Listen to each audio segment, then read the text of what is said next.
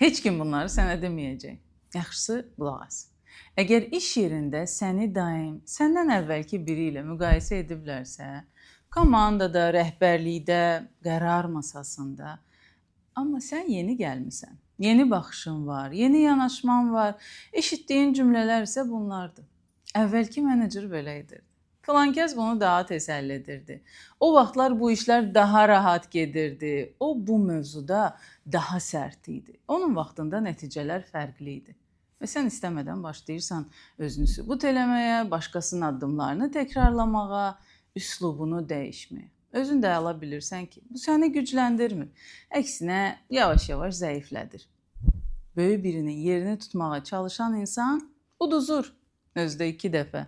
1 çünki onu keçə bilmir, 2 çünki öz kimliyini itirir. Tarixdə heç kim başqasının yerini tutaraq lider olmayıb. Və sən kimsənin davamı deyilsən. Sən başqa dövrdə gəlmisən. Başqa şərtlərlə, başqa komandaya, başqa məsuliyyətlərlə. Bəli, mən yeni səhifəyəm deyəcəksən.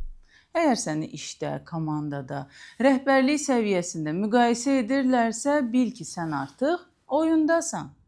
Niyə mən əvvəlki kimi deyiləm? Sualı səhvdir. Doğru sual budur. Mən burala nə gətirirəm ki? Əvvəl burada yox idi.